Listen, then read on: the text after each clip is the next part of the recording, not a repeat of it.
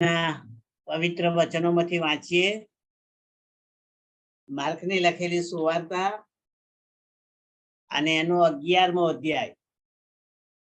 સંત માર્કની લખેલી સુવાર્તા એનો 11મો અધ્યાય અને 15, 16 અને 17 એ 3 કલમ આપણે વાંચવા માંગીએ છીએ. 15, 16, 17 આ પ્રમાણે લખ્યું છે. અને તેઓ યરુશાલેમ આવે છે અને તે મંદિરમાં બેસીને મંદિરમાં વેચનારાઓને તથા ખરીદનારાઓને કાઢી મૂકવા લાગ્યો ને નાણાવટીઓના બાજટ તથા કબૂતર વેચનારાઓના આસનો ઊંધા વાળ્યા અને કોઈને મંદિરમાં થઈને કઈ વાસણ લઈ જવા દીધું નહીં. અને તેઓને બોધ કરતા તેણે કહ્યું કે શું એમ લખેલું નથી કે મારું ઘર નાનું ઘર કહેવાશે, પણ તમે એને લૂંટારાઓનું કોતર કર્યું છે. અને મુખ્ય યાજકોએ તથા શાસ્ત્રીઓએ તે સાંભળ્યું ને તેનો નાશ સી રીતે કરવો તે વિશે શોધ કરી, કેમ કે તેનાથી લીધા, કારણ કે સર્વ લોક તેનો ઉપદેશથી અચરતી પામતા. દર સાંજે તે શહેર બહાર જતો. આ પ્રભુના વચનો છે, તેના થકી આપણને આશીર્વાદ મળો.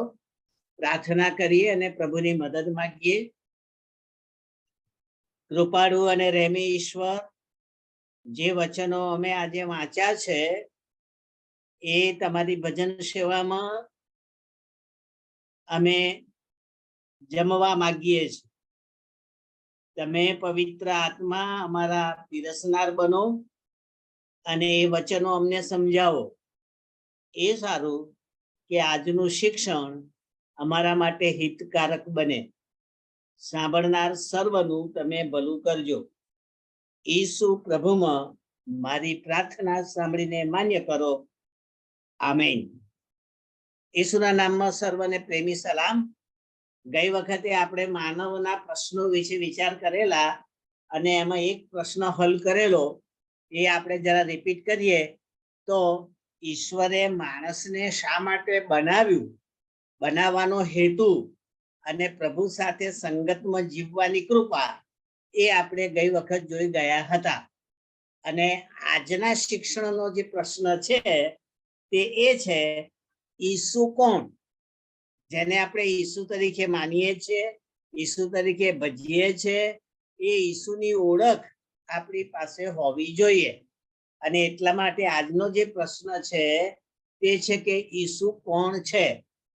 તો આજના જગતમાં ઈસુ માટે જુદી જુદી માન્યતાઓ છે અને એમાં બે પ્રશ્નો ઊભા થયા છે.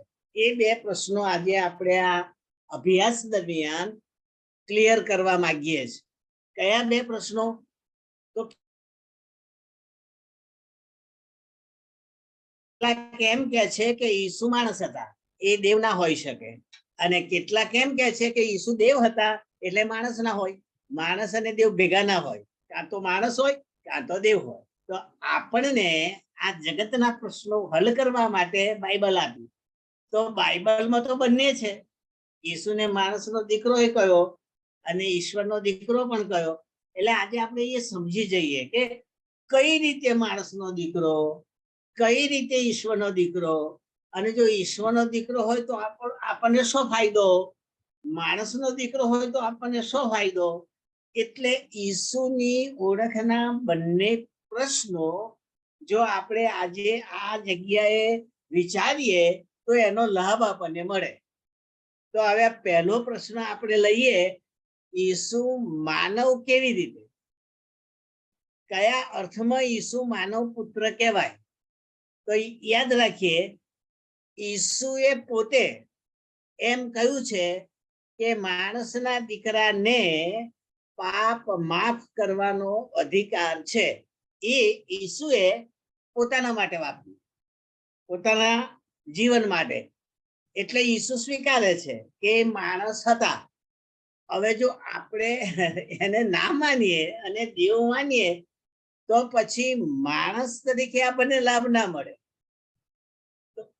મારા આજના અભ્યાસમાં મારે એટલું કેવું છે કે દેવ ખરા, પણ શરીર ધારણ કર્યા પછી માનવ, એનું જે શરીર એને મરિયમથી મેળવ્યું, મરિયમ માતાથી, એ દેહ હતો.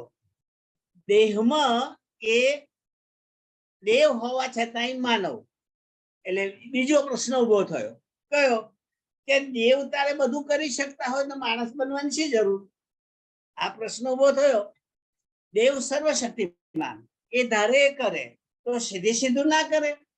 તેને માણસનું રૂપ લેવું પડ્યું, માણસનું શરીર લેવું પડ્યું, પૃથ્વી પર આવવું પડ્યું, દુઃખ ભોગવવું પડ્યું અને જીવ આપવો પડ્યો. તો આ પ્રશ્નનો ઉકેલ એ આપણે છેક ઉત્પત્તિમાં જવું પડે તો સમજાય, નહીં તો ના સમજાય.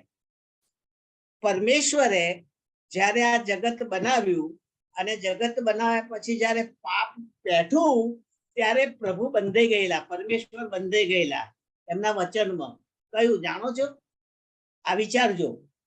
એમણે એવું કહેલું શેતાનને કે માણસનું સંતાન તારું માથું છૂંદશે અને તું એની એડી કરડશે. આ ઈસુ માટે દેવે ઉચ્ચારેલી વાણી હતી.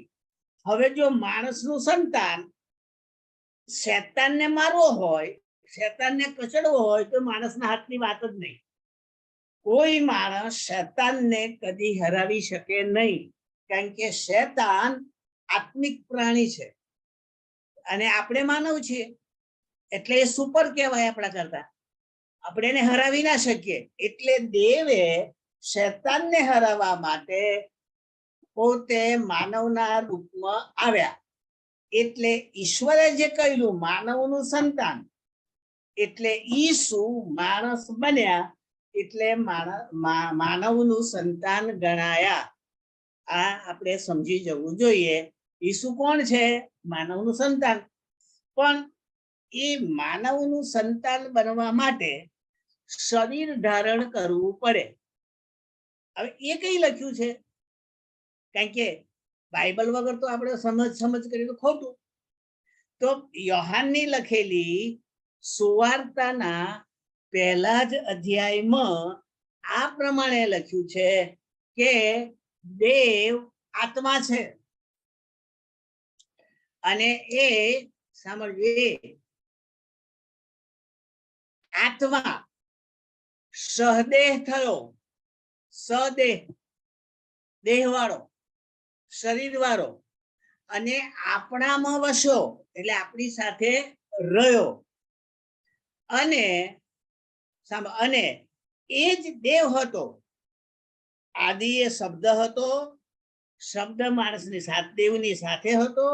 શબ્દ જ સદેહ થયો, આપણામાં વસ્યો, અને એ જ દેવ હતો. એટલે ઈસુ દેવ હતા, પણ બન્યા શું? માણસ, શરીર. અચ્છા, હવે માણસનું શરીર એ આદમ વગર આવે નહીં. એટલે આદમમાંથી આવેલું માણસનું શરીર મરિયમની કુખમાં ઈસુએ ધારણ કર્યું. એટલે શરીરમાં માનવ પુત્ર અને રિયલમાં ઈશ્વર પુત્ર. આ આપણો પ્રશ્ન છે. અને હું માનું છું સાંભળનારા સર્વે બંને માનવું જોઈએ. મંડળી તો એમ કે છે કે ઈસુ 100% માણસ અને 100% દેવ, એ બંને ઈસુમાં સમાઈ જાય. હવે આપણે પહેલો ભાગ લઈએ. પહેલો ભાગ, માણસ બનીને ઈસુ શા માટે આવ્યા? આ મોટો પ્રશ્ન હતો. માણસ બન્યા વગર આવ્યા હોત તો ના થાત. શેતાનને મારી શક્યા હોત, કારણ કે દેવ હતા. પણ ના, ઈસુ એમના કાયદાનું ઉલ્લંઘન કરી શકે નહીં. દેવે જે કાયદો જૂના કરારમાં આપ્યો મૂસા દ્વારા, નિયમ શાસ્ત્રમાં, એ દેવનો કાયદો ઈસુએ પાડવો પડે માણસ બનીને. તો કયો કાયદો હતો? આ સમજાણવું જોઈએ. તો બાઇબલ છે કે જે જીવ પાપ કરે તે માર્યો જાય, અને પાપનો મુસારો મરણ. એટલે આદમથી આવેલા બધા માણસોએ પાપ કર્યું એટલે મરણ તો બધાને લાગ્યું.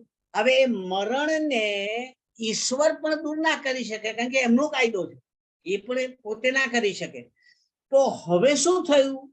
તો હવે દેવે વિચાર કર્યો કે હું જ માણસ બનું, હું જ માનવ પુત્ર બનું, અને મરણની સાથે હું લડું અને મરણને મારું, મરણ ઉપર જીત મેળવું, તો માણસો મારા કારણે બચી જાય.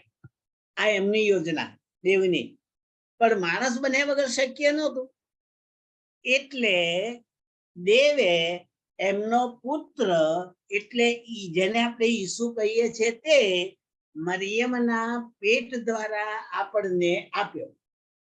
એટલે ઈસુ એ દેવનો જ પુત્ર હતો, પણ માણસ થકી શરીર ધારણ કરીને આવેલા ઈસુ હતા, એટલે માણસના પુત્ર કહેવાય. આ ક્લિયર થયું? અચ્છા, હવે આગળ બીજો લાભ, માનવ પુત્રનો બીજો લાભ જુઓ તમે, બહુ અગત્યનો છે. ઈશ્વરે જે કાયદો આપ્યો એમાં એ પ્રમાણે કહ્યું કે લોહી વેવડાવ્યા સિવાય પાપની માફી આપી શકાય નહીં. ઈસુ ના આપી શકે, દેવ પણ ના આપી શકે, કારણ કે કાયદો તો એ હતો કે લોહી વેવડાવવું પડે. તો લોહી કોનું વેવડાવાય કે જેનાથી પાપની માફી મળે? તો જૂના કરારમાં જાનવરોનું લોહી વેવડાવવામાં આવતું હતું, પક્ષીઓનું લોહી વેવડાવવામાં આવતું હતું, અને દેવના અર્પણનું એ જતું ત્યારે ટેમ્પરરી પાપની માફી મળતી, પાપમાંથી છુટકારો નહીં. આ બે વસ્તુ અલગ છે. પાપની માફી મળે પણ પાપમાંથી છૂટેલા નથી, હજુ બંધાયેલા છીએ. તો પાપમાંથી છુટકારો મેળવવો એનું નામ તારણ, એનું નામ ઉદ્ધાર. તો ઉદ્ધાર કોણ આપી શકે? આ સવાલ આવ્યો. લોહી. પણ કોનું લોહી? જાનવરનું તો ચાલે નહીં, પક્ષીનું તો ચાલે નહીં. એટલે દેવે એના દીકરાને પૃથ્વી પર આવીને પવિત્ર હલવાન રૂપે એને બલિદાન તરીકે આપણને આપ્યો. એટલે ઈસુના લોહીમાં આપણને ઉદ્ધાર મળ્યો, છૂટકો મળ્યો, મુક્તિ મળી. પાપોની માફી તો ઈશ્વરે આપી, કારણ કે લોહી ગયું, પણ ફરી પાપના બંધનમાં ના રહીએ એવી કૃપા ઈસુના બલિદાનમાં આપણને મળી. આ બીજો લાભ. સાંભળો, હવે આ બહુ અગત્યનું છે. જો એ માણસ ના બન્યા હોત તો શું થાત? જાનવરોનું લોહી હજુ જાત ને હજુ બંધનમાં જોત, મારો ઉદ્ધાર ના થયો હોત, મારું તારણ ના થયું હોત, મારાથી સ્વર્ગમાં જવાત જ નહીં. કારણ કે અહીંનું અહીં વસુ, અહીં પાપ કરો, માફ થાય, ધોઈ નાખો, ફરી પાપ, ફરી ધુઓ,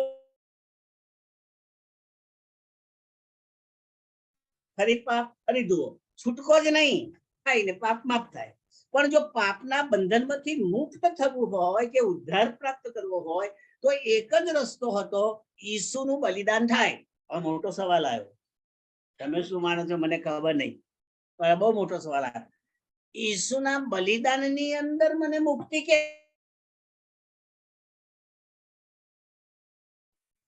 એના બદલે મને માર્યો હતો, એના બદલે પાળકને માર્યા હતો, કોઈ ધર્માધિકારીને માર્યા હતો, કોઈ સંતને માર્યા હતો, કોઈ સારા માણસને માર્યા હોત તો ના થાત. કેમ? કારણ કે દેવ સિવાય કોઈ નિષ્કલંક છે જ નહીં. આખી પૃથ્વી પર તમામ માનવોએ પાપ કરેલું જ છે, પાપી સ્વભાવ જ છે, અને દેવના મહિમાથી અધૂરા છે. આ કોણ કે છે? પાઉલ. ક્યાં કે છે? રોમનોના પત્રમાં.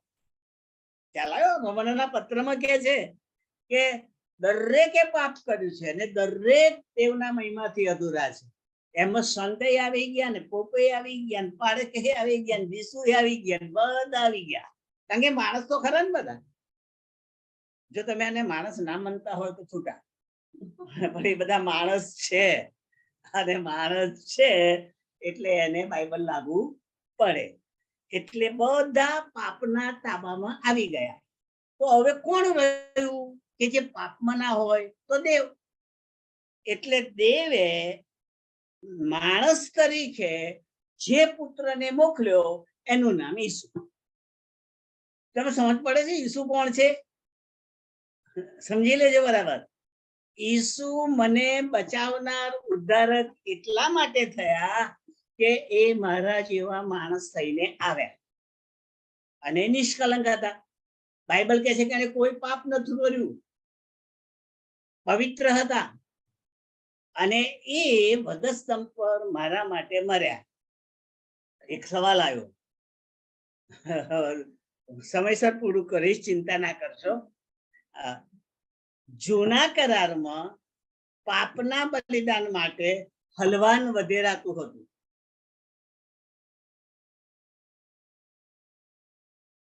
સાંભળજો બરાબર. સૌથી પહેલા ઈશ્વરે જેને પસંદ કર્યો પોતાની પ્રજા તરીકે, પોતાના વંશજ તરીકે, તે ઇબ્રાહિમ હતો. ઇબ્રાહિમથી જે પ્રજા થઈ એ બધી દેવની પસંદ કરેલી જાતિમાં ગણાઈ. હવે ઇબ્રાહિમને સંતાન નહોતું, અને તોય ઈસુએ કહ્યું કે આકાશના તારા ગણ એટલા તારા સંતાન થશે. એ વખતે 90 વર્ષ કરતા પણ મોટો હતો, ગરડો, અને એને સંતાન થવાની કોઈ શક્યતા નહોતી, પણ પ્રભુને આપવા હતા. એટલે પ્રભુએ એને કોણ આપ્યો? ઈસાક. હવે અહીંયા સમજવા જેવું આવ્યું, ઈસુ કોણ છે? ઈસુએ પસંદ કરેલા એક પિતાને એક પુત્ર આપ્યો જેનું નામ ઈસાક. હવે ઈસાક મળ્યા પછી આપણે વિચારીએ તો એ કુદરતી રીતે જન્મેલો ના કહેવાય. ઈસાકનો જન્મ અવશ્ય ઇબ્રાહિમ અને સારાથી થયો, પણ એ કુદરતી રીતે જન્મેલો નથી. કારણ કે કુદરતી રીતે તો બાળક જન્મવાની ક્રિયા એમના માટે બંધ થઈ ગઈ હતી. સાયન્સ કે વિજ્ઞાન કે શરીર એમને સંતાન આપી શકે એવા હતા નહીં. તે વખતે દેવે વચનનો દીકરો આપ્યો, તને દીકરો થશે અને એની પ્રજા એ મારી પ્રજા ગણાશે. એટલે વચનનો દીકરો ઇબ્રાહિમને જે આપ્યો તે ઈસુ સાથે સરખાવા જેવો છે. જેમ દેવનો એકનો એક દીકરો આપણને ઈસુના નામમાં આપ્યો, એમ દેવે ઇબ્રાહિમનો એકનો એક દીકરો ઈસાક આપ્યો. તમને થશે કે ઈસુની ઓળખમાં તમે ઈસાક કઈથી લાવો છો? પણ મારે એ સમજાવવું છે કે એ ઈસાકને આપ્યા પછી યહોવા કહે છે કે હવે મને પાછું આપી દે. તારા દીકરાને તું મને વધેરી દે, મારી આગળ કાપી નાખ, મારી આગળ મારી નાખ, મારી આગળ અર્પણ કર, આવું કે છે ઈસુ. સામાન્ય રીતે કોઈ માણસ હોય ને પ્રભુ આપે અને પછી પાછું માંગે તો આપે ખરા? શું માનો છો તમે? પોતાને ગમે તો ના આપે, આપ્યું હવે પાછું નહીં મળે. પણ ઇબ્રાહિમે એવું ના કર્યું. ઇબ્રાહિમે તો પોતાના દીકરાને તૈયાર કર્યો અને એના ખભા ઉપર લાકડા મૂક્યા, ગધેડા પર બેસીને બધું સાધન લઈને પ્રભુએ બતાવેલા પહાડ ઉપર ગયા, અને પહાડ ઉપર લાકડા સીંચ્યા, અને પછી દીકરાએ પૂછ્યું કે બાપા આયા તો ખરા, અર્પણ કરવાનું છે, પણ ઘેટું કે હલવાન તો છે નહીં. ત્યાં આગળ બાઇબલમાં જે શબ્દ વાપરવામાં આવ્યો છે તે યાદ કરો. ત્યાં પાડ્યું છે યહોવા ઈરે. આ શબ્દ વાપર્યો છે યહોવા ઈરે, અને એનું ભાષાંતર થાય છે યહોવા પહાડ ઉપર પૂરું પાડશે. હવે આ વિશ્વાસ પ્રભુ પરનો દીકરાને બાપ કે છે, અને પછી એને બાંધે છે એટલે દીકરો કહે છે કે પૂરું પાડે તમે મને બાંધો છો? તો કે ના, પ્રભુ તને માગે છે.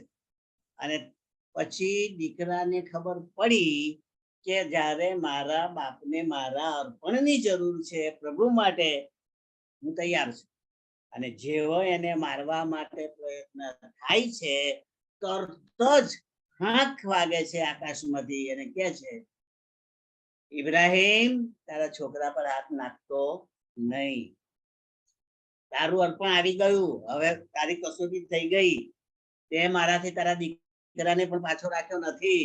તું વિશ્વાસનો પિતા સાબિત થયો. હવે તું સામે જો. અને જ્યારે ઇબ્રાહિમે સામે જોયું ત્યારે સામે ઝાડીમાં એક હલવાન કાંટામાં ફસાયેલું હતું.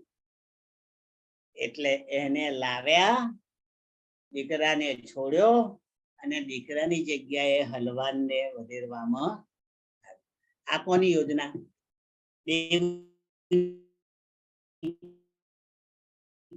માણસની નહીં, દેવની યોજના. હવે તમે ઈસુ જુઓ. ઈસુ કોણ છે? ઈસુ એકના એક બાપ, એટલે યહોવા બાપનો એકનો એક દીકરો. એમણે આપણને આપ્યો શું કરવા? પેલા કાલવારીના બલિદાન માટે. હાલેલુયા. કાલવારી પર બલિદાન થાય, કાલવારી પર લોહી રેડાય, એટલા માટે દેવે એનો દીકરો આપ્યો. તો હવે રહ્યું હલવાન. જૂના કરારમાં તો હલવાનનું લોહી અને નવા કરારમાં તો ઈસુનું લોહી. તો ઈસુ હલવાન હોવા જોઈએ. એટલે એ કોણ કે? તો યોહાન બાપ્તિસ્મા કરનારે જ્યારે ઈસુનું બાપ્તિસ્મા આપવાનું થયું અને ઈસુ બાપ્તિસ્મા લેવા માટે જતા હતા, ત્યારે પવિત્ર આત્માથી ભરપૂર થઈને યોહાન બાપ્તિસ્મા કરનારે મોટેથી બૂમ પાડી, કઈ? જુઓ, દેવનું હલવાન, જે જગતનું પાપ હરણ કરે છે. પવિત્ર આત્મા બોલ્યા, મો યોહાનનું, સાક્ષી દેવની. એટલે દેવે હલવાન તરીકે ઈસુને મરવા મોકલ્યા. હવે જો દેવ ઈસુને હલવાન કહેતા હોય તો ઈસુ માનવ પુત્ર તરીકે આપણા માટે હલવાન બન્યા અને મર્યા અને આપણને બચાવ્યા. તો આ બીજી ઓળખ થઈ, મોટી અગત્યની ઓળખ થઈ. એક દેવ હતા અને માણસ બન્યા, બીજું મને પાપમાંથી છોડાવવા માટે માણસ બન્યા, બીજું મારા માટે મરવા માટે એ માણસ બન્યા.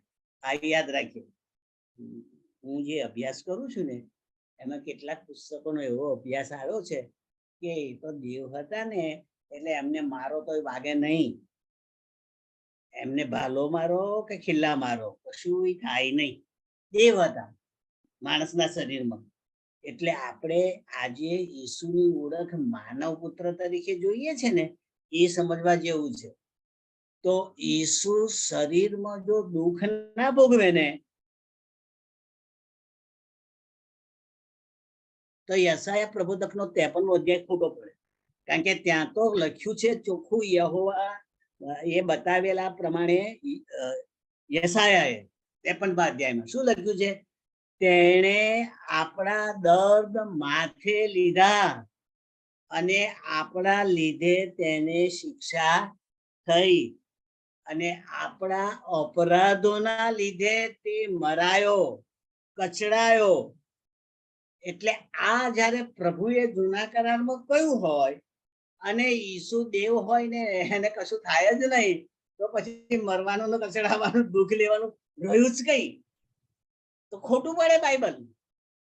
એટલે બાઇબલ સાચું છે એ માનવા માટે ઈસુના માનવ શરીરમાં વેદના હતી, અનુભવી, અને આપણા અપરાધો એના માથા પર ગયા અને આપણા દુઃખ એમણે ભોગવ્યા.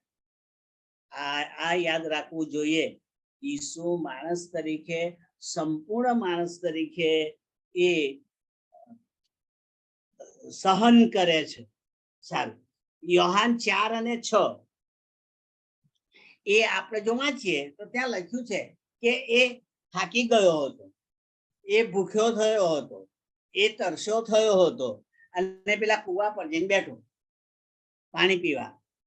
એટલે એનો અર્થ તો એ થયો કે એને થાકે લાગે છે, એને તરસે લાગે છે અને એને ભૂખે લાગે છે. તો માણસ વગર આ ક્રિયા ના થાય. દેવને ભૂખ ના લાગે, દેવને તરસ ના લાગે, દેવ થાકે નહીં, પણ અમને લાગી. એટલે ઈસુ માણસ ખરા કે નહીં? તમે શું માનો છો? માણસ, પૂરેપૂરા માણસ. અને તમે જાણો છો બપોરના સમયમાં જયારે પાણીની તરસ લાગી ત્યારે પેલી સ્ત્રી આવે છે અને કહે છે, બાઈ મને પાણી પાઈશ? ત્યારે બાઈ કહે છે કે તમે તો યહૂદી અને અમે તો સમરૂની, તમે તો અમારું પાણી પીતા નથી અને મારી કને શાનું માગે છે? તારે ઈસુ કહે છે, ઓ ભાઈ, આ તારી સામે જે ઉભા છે ને એને જો તું ઓળખતી હોત તો તું મારી કને પાણી માંગત. ઈસુએ ઓળખ આપી એક સ્ત્રીને, હું કોણ છું તે જો તું મને ઓળખતી હોત તો હું તને પાણી આપત અને પછી તને કદીય તરસ ના લાગત. એટલે બાઈ કે છે કે તો તું મને પાણી આપ, મારે ભરવા ના આવવું પડે. તો કે એ પાણી નહીં, આ કુવાનું પાણી નહીં, આ કુવાનું પાણી પીએ એ તો તરસ લાગે, ફરી ભૂખ્યો થાય, લાગવું પડે. હું તો અનંત જન આપું, અનંત જીવનનું પાણી આપું છું. એ પાણી પીધા પછી તમારા શરીરમાંથી જીવતા પાણીના ઝરણા નીકળશે, તમને કદી એ તરસ લાગશે. આ ઈસુએ કહ્યું. તો ઈસુએ જે કહ્યું એ એમની ઓળખ. એમને તરસે લાગી, ભૂખે લાગી, રોટલી ખાધી, માછલી ખાધી, બધું જ કર્યું. એટલે શંકા લાવશો નહીં. ઈસુ આપણા જેવા જ માણસ હતા અને આપણા માટે જ મર્યા, તો પણ એ દેવના દીકરા હતા. હા, ક્લિયર. હવે એક છેલ્લો પ્રશ્ન જોઈને પછી બીજા વિભાગમાં જતા રહીએ.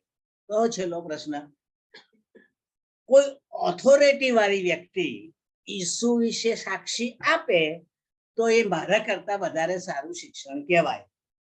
તો સાંભળો, ઓથોરિટીમાં શું થયું? ઈસુ જે રસ્તે ચાલતા હતા ત્યાં એક આંધળો હતો અને આંધળાએ ઈસુને એ પ્રમાણે ના કહ્યું કે ઓ ઈસુ મને બચાવ, મારી આંખ સાજી ગઈ, એવું ના કહ્યું. પણ કઈ બૂમ પાડે છે? ઓ દાઉદના દીકરા. આ બોલે છે, ઓ દાઉદના દીકરા, મારા પર દયા કર, મને બચાવ, મને સારો કર. એટલે કે દાઉદ ઈસુના ઓથોરિટીમાં આવવા જોઈએ, એના અધિકારમાં આવવા જોઈએ.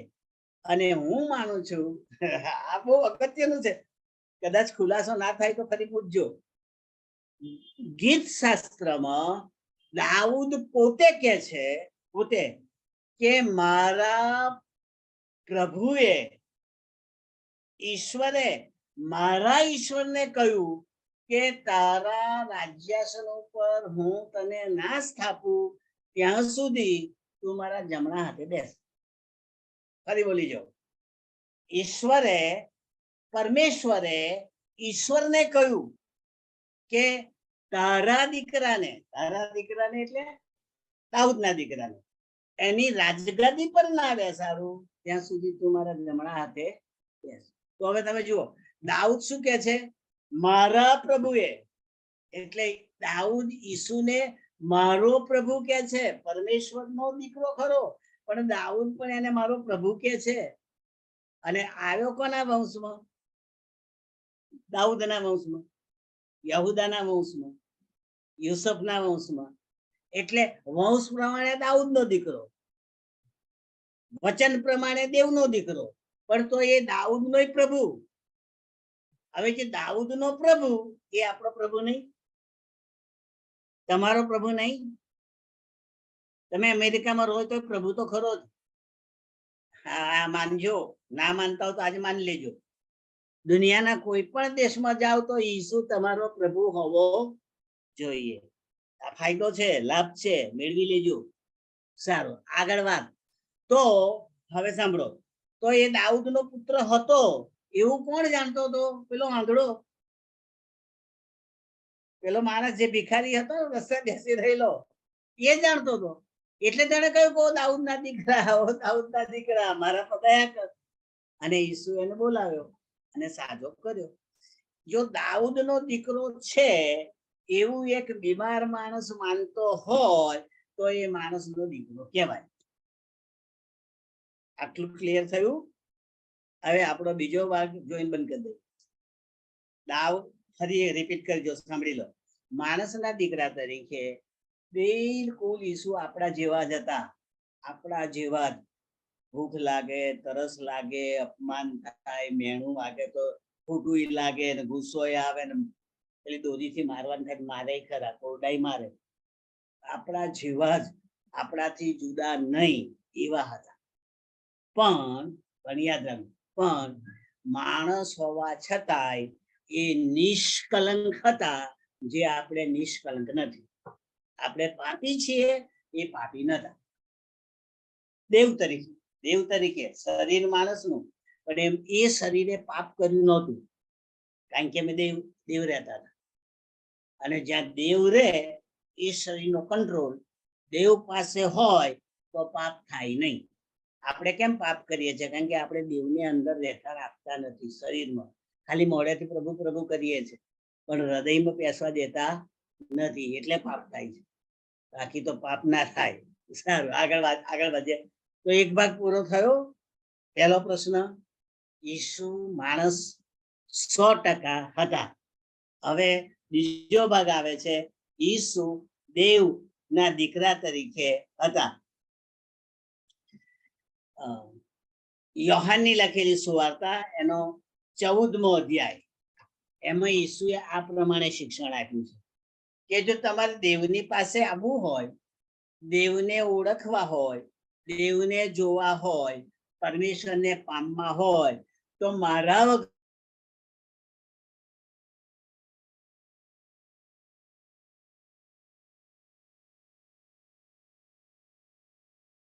છો, ઓળખી શકો છો,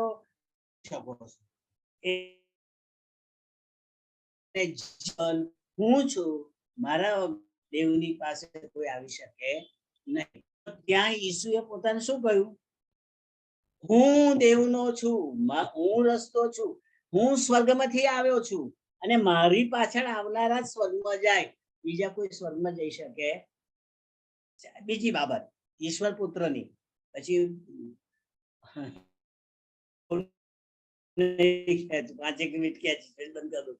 સાંભળો, જ્યારે એના ચેલાએ, એટલે કે એના શિષ્યએ એને પૂછ્યું કે અમને બાપ બતાય, અમારે તો બાપ જોવા છે, તું તો અમારો ગુરુ, તું તો અમારો દોરનારા ઉપદેશક, પણ અમારા બાપ જોવા છે. ત્યારે ઈસુએ શિષ્યોને શું કહ્યું? તો આની લખેલી સુવાર્તા કે છે કે હજુ તમને ખબર નથી? અરે જેને મને જોયો છે એને બાપને જોયો છે. જો આ કોણ બોલે છે? ઈસુ બોલે છે, શિષ્યોને કે છે. અને આજે ઈસુ બોલે છે, તમને કે છે, મને કે છે, જેને મને જોયો તેને દેવને જોયો. એટલે હવે સવાલ એ આવ્યો કે જો ઈસુ કહેતા હોય કે જેને મને જોયો અને દેવને જોયો, તો દેવને બે એક હોવા જોઈએ. અચ્છા, પછી પાછો પ્રશ્ન આવ્યો, ત્યાં શું કહ્યું કે જે હું અને બાપ એક જ છીએ, જુદા નથી. એનો અર્થ કે દેવનો દીકરો એ દેવ જ કહેવાય. જેમ માણસનો દીકરો માણસ કહેવાય, એમ દેવનો દીકરો દેવ કહેવાય. એટલે ઈસુ મરિયમના પેટે આવેલા માણસ હોવા છતાંય દેવના દીકરા હતા. હવે સાંભળજો, દેવના દીકરા તરીકે આપણે એને કેમ માનવાનું? આટલા 2000 વર્ષ થઈ ગયા, તો માનવા માટે આપણી પાસે બાઇબલ છે, અને બાઇબલમાં કહેલું તો માનવું પડે. 2000 વર્ષ થાય કે 4000, એનું માનવું પડે. તો બાઇબલમાં 2 જગ્યાએ દેવે એને દીકરો કહ્યો, 2 જગ્યાએ. બે હું તમને કહી દઉં ને પછી બંધ કરું, બરોબર? પહેલું જુઓ, ક્યારે કહ્યું? તો કે છે કે જ્યારે ઈસુનું બાપ્તિસ્મા થયું ત્યારે પવિત્ર આત્મા કબૂતરના રૂપમાં ઈસુના માથા ઉપર ઉતર્યો. અને તે વખતે બાઇબલમાં લખ્યું છે કે આકાશમાંથી વાણી થઈ. અને આકાશમાં કોણ હોય? દેવ, પરમેશ્વર, એ આકાશમાં હોય. એટલે આકાશમાંથી વાણી થઈ, એ મારો વાલો દીકરો છે, તમે એનું સાંભળજો. એટલે દેવે કઈ સાક્ષી આપી? એ મારો દીકરો છે અને વાલો. હવે જયારે દેવ એને પોતાનો દીકરો કહેતા આપણે નહીં માનવાનું, તો બીજી ઓળખ આવી ગઈ કે દેવનો દીકરો છે. હવે બીજી સાબિતી. કઈ બીજી સાબિતી?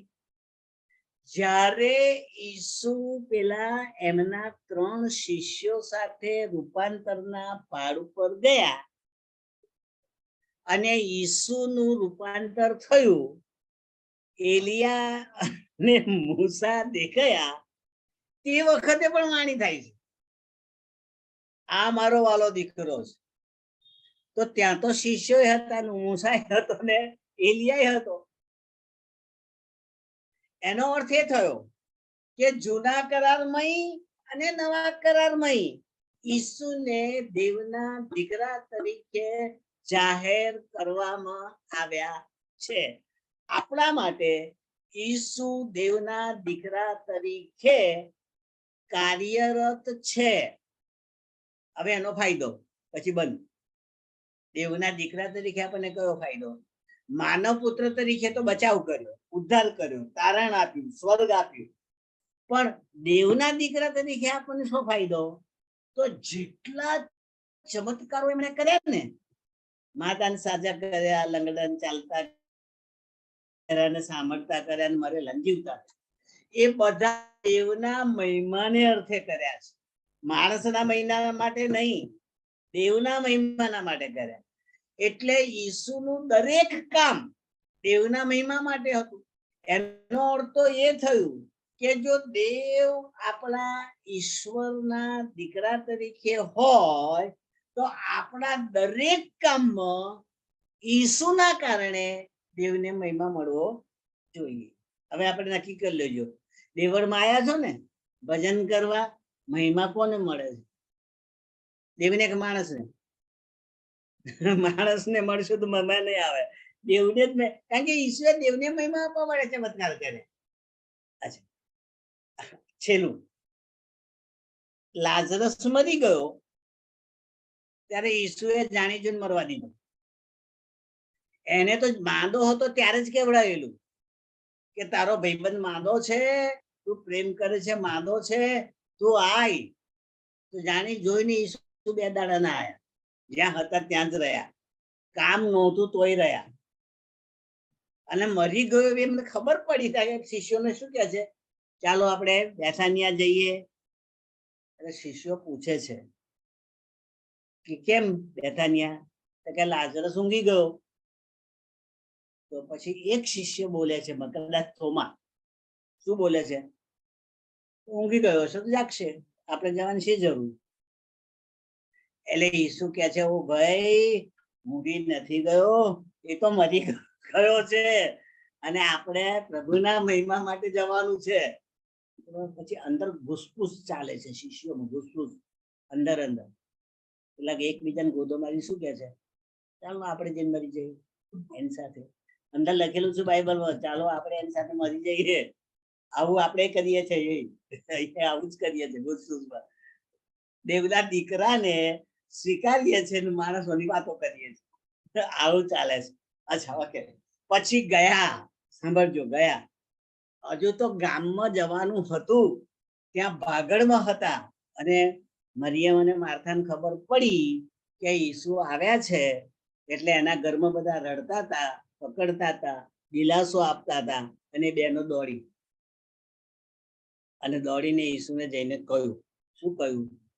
તું અહીં હોત તો મારો ભાઈ મરત. એ ઈશ્વરનો દીકરો, સાંભળજો બરાબર, ત્યાં માણસ નથી.